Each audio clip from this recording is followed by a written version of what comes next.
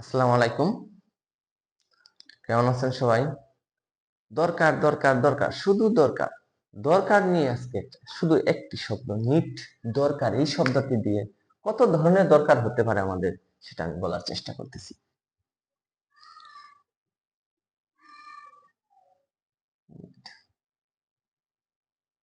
দরকার, দরকার।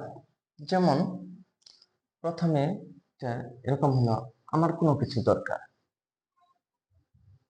১ নাম্বার কোনো কিছু দরকার। কোনো কিছু দরকার।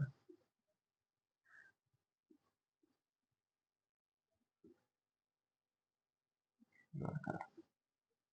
গঠনটা দিচ্ছি subject plus need plus noun pronoun. যেমন I need money. I need money. যদি বলা হয় আমার দরকার ছিল, তাহলে শুধু গঠনটা কোনো কিছু দরকার। যদি এই লাইনটি আমি এভাবে বলি যে কোনো কিছু দরকার ছিল, তাহলে কেমন হয়? সেটা subject needed plus noun pronoun. যেমন I needed money. I needed learning.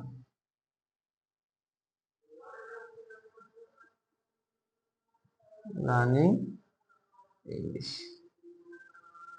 আমার ইংরেজি শেখা দরকার ছিল। যদি বলেন যে আমার দরকার হবে, ৩ নম্বরে কোনো কিছু দরকার হবে। দরকার হবে। তাহলে সেন্টেন্সটা হবে I will or shall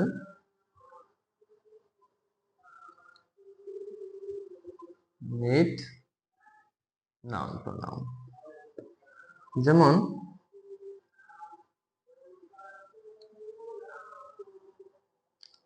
I will need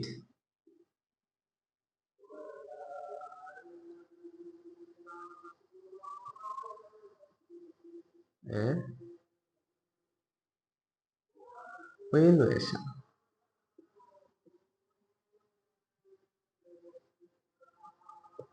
আমার একজন শুভাকাঙ্ক্ষী দরকার হবে ভবিষ্যতে।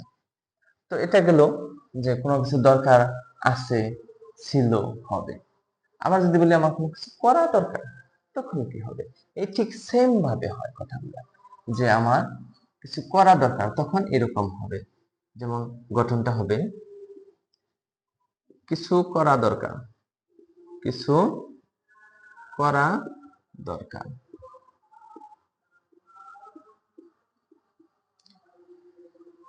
যেমন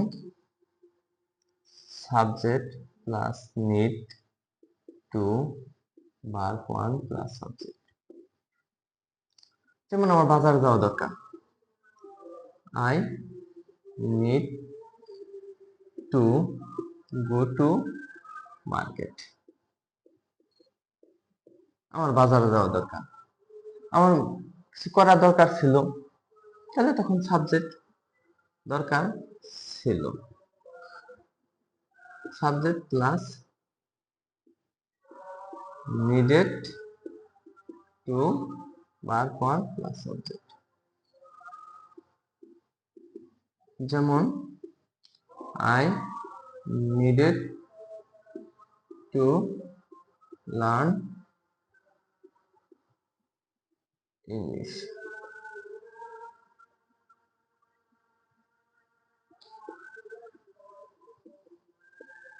আমার ইংরেজি শেখা দরকার ছিল।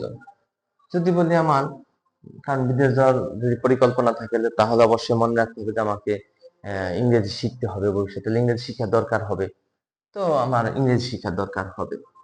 কোনো কিছু দরকার করা দরকার হবে।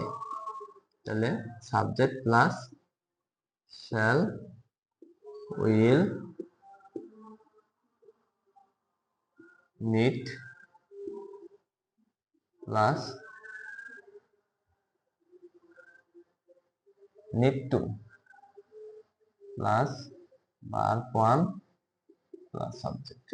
যেমন I will need to learn English,